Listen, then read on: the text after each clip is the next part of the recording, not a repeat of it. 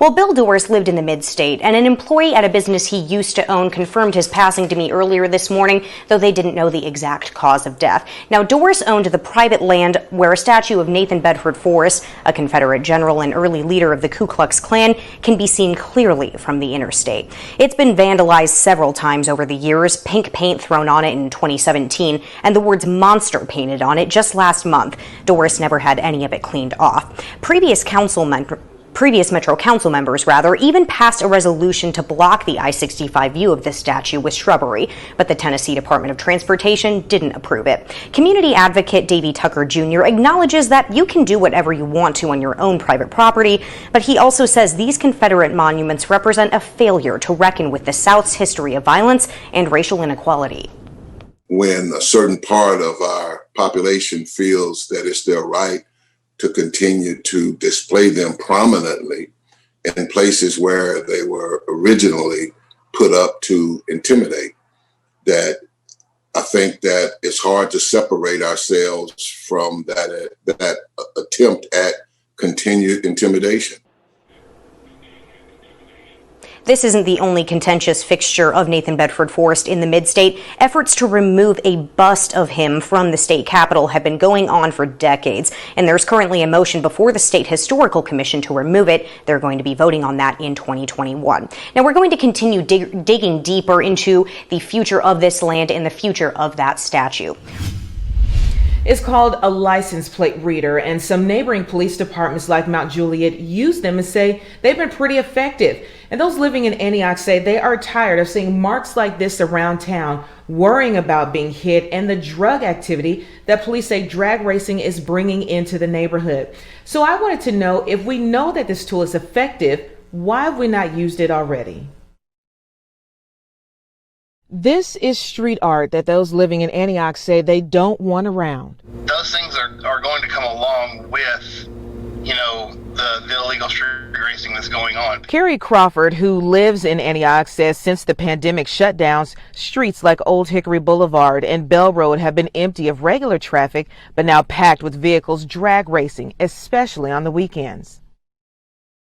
Weekend nights, there's upwards of 40, 50 cars down there in the parking lot. So if whenever I'm coming home on the weekends, if I need anything, I'll make sure to get it, because I don't want to have to get out and deal with all the extra people and all the extra traffic at the Old Hickory Boulevard exit. Councilwoman Joyce Stiles, who represents that area, says she wants to use a measure praised by Mount Juliet's police department for tracking stolen cars and catching drag racers. She's talking about license plate readers. I asked why this tool hasn't been used if we know that it can work and help keep people safe. We are financially strapped.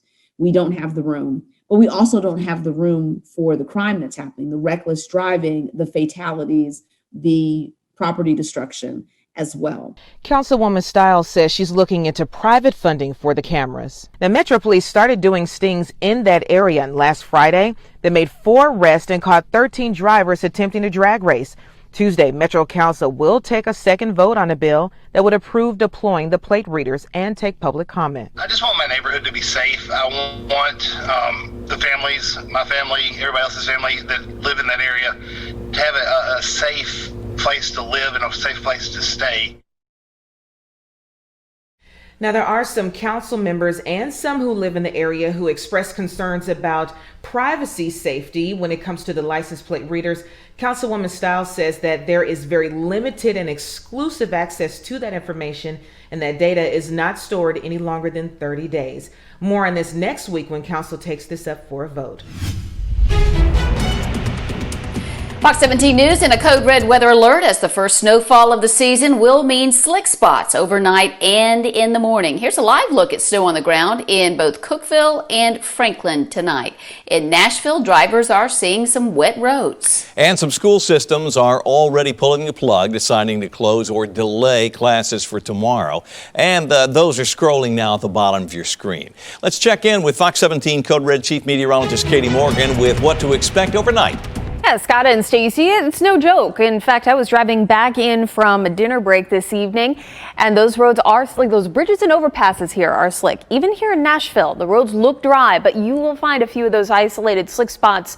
We still have a few light snow showers in the area, and again, anything that continues to fall overnight will now stick to the roads as temperatures are below the freezing mark. But my main concern for tonight is going to be for the Cumberland Plateau, and that's where more of those school delays and closings are starting to add up. You can see them scrolling at the bottom of your screen, or you can go to fox17news.com for the latest list. A few snow showers exist for the remainder of tonight with very minor additional accumulation. We're talking less than a ½ inch. And again, that would be for the plateau. Slick spots will be possible. Again, those bridges and overpasses are usually the culprit, and that is the case for tonight. Here's that winter weather advisory, the area that we're mainly concerned with and mainly why we're in a code red for tonight. For those in Cookeville, Crossville, over towards McMinnville, this is going to be the best area for really a more major impact with those roads. Now, temperatures are hovering just above the freezing mark here in Nashville. Remember, those elevated surfaces freeze quicker than what the road temperatures are and the air temperature. We're below freezing here, Cookeville and Crossville, McMinnville, right around 32 degrees. So I would say the first half of the morning, that's going to be the main time frame that you need to be weather aware with those roadways. I mentioned a little bit more snow coming in. You can see that here from Hopkinsville to Clarksville, kind of right along that I-24 corridor, even down towards Dixon and I-40 as well. So this batch will push through, and with temperatures right around or just below that freezing mark, you can expect a little bit of that to stick to those roadways and grassy surfaces. So very early on, be weather aware if you're going to be out and about. But as we get towards 8-9 o'clock, temperatures will begin to rise above the freezing mark, and we should be good to go from there. So the code red is really just for the early morning tomorrow, and then everything is looking better as we head towards the afternoon. But we are looking at, believe it or not, another chance for a little bit of rain snow. This one doesn't look quite as impressive as what we saw today, but I'll tell you coming up a little later on where we could find some impact later in the week. It's coming up in your Fox 17 Code Red forecast. Scott. Katie, thank you. As the snowfall around the Midstate starts to slow down, the colder temperatures are causing a bit of concern for the homeless tonight. In Nashville, Metro government just opened an emergency shelter at the state fairgrounds at 7 tonight. They are screening all guests with special accommodations being made for those who are showing symptoms of COVID-19.